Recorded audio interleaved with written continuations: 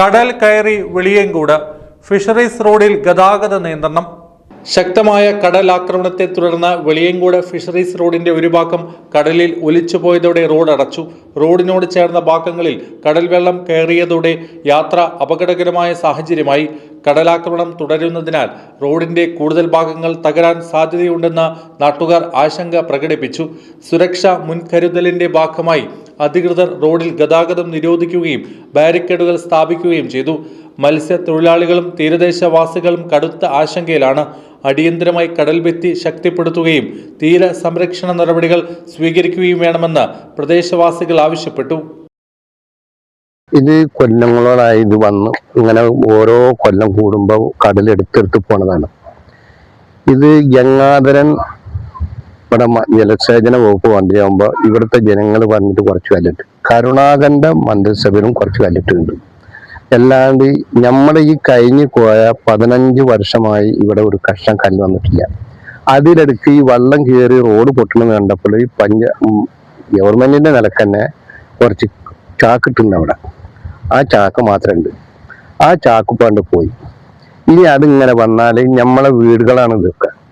ഇങ്ങനെ വന്ന് ഇവിടെ അടുത്ത് ഖബർസ്ഥാനുണ്ട്, മൊഹിദ്ദീൻ പള്ളി ഉണ്ട്, ഒരാശുപത്രി ഉണ്ട്, ഇവിടെ നഴ്സറി ഉണ്ട്, മൊഹിദ്ദീൻ മദ്രസ ഉണ്ട്. ഇതൊക്കെ ഈ കടലേറ്റ് ബന്ധപ്പെട്ട് 1 കിലോമീറ്റർ 1/2 കിലോമീറ്ററിന്റെ ഉള്ള ദൂരമുള്ളൂ. ഇപ്പത് ഇത് അടുത്തടുത്ത് വന്നിട്ടുണ്ട്. ഇത് റോഡ് മുറിയാനുള്ള എല്ലാ സാഹചര്യങ്ങളും ഉണ്ട്. പിന്നെ വണ്ടി ഓടില്ല. ഇനി MLA ഇവിടെ വന്നിട്ട് പറഞ്ഞ് ഇതിന് പരിഹാരം തക്കതായ പരിഹാരം ഉണ്ട്, അത് ഞങ്ങൾ ചെയ്തു തരാം.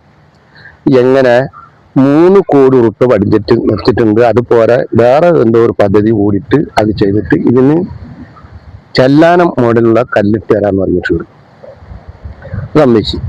അത് തമ്മിച്ച് നിൽക്കണം.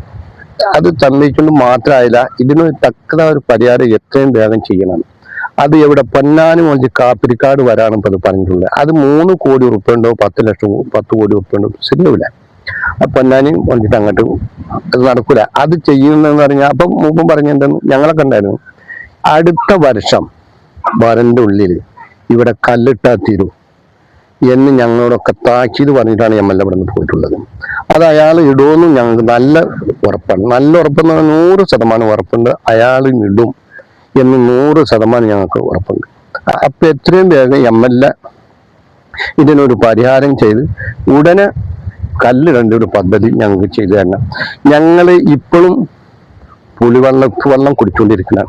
ഈ വേലിയേറ്റത്തിന് ഉപ്പുവെള്ളമാണ് കിട്ടുന്നത്. അതിനൊരു പരിഹാരം MLA ഞങ്ങൾക്ക് ചെയ്തു തരണം. ഇത്രയെന്നുള്ള അത് മന്ത്രിമാരാരായാലും വേണ്ടില്ല, അത് ചെയ്തിട്ട് ഞങ്ങളെ ഇതിനൊരു ചെയ്തു തരണം. ഞങ്ങൾക്ക് വലിയ അവരസ്ഥാനം. ഞങ്ങൾക്ക് ഇവിടെ നിങ്ങൾ 10 ലക്ഷം ഉറുപ്പ്യ തന്നാലും 8 ലക്ഷം ഉറുപ്പ്യാണ് 4 സെന്റ് ഭൂമി. 2 ലക്ഷം 3 ലക്ഷം കൊണ്ട് വീടുണ്ടാക്കാൻ പറ്റില്ല. ഇതൊക്കെ പാവപ്പെട്ട കുട്ടികളാണ്. കടപ്പുറം തൊഴിലാളികൾ പാവപ്പെട്ടവരാണ്.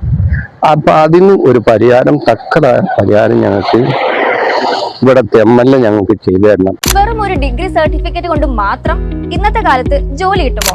തീർച്ചയായും ഇല്ല. പുതിയ കാലത്തിന്റെ മാറ്റങ്ങൾക്കൊപ്പം സഞ്ചരിക്കാൻ നിങ്ങൾക്ക് വേണ്ടത് സ്പെഷ്യൽ സ്കില്ലുകളാണ്. അത്തരമൊരു മാറ്റത്തിന് നിങ്ങൾ തയ്യാറാണ്. MTM college, learn today lead tomorrow.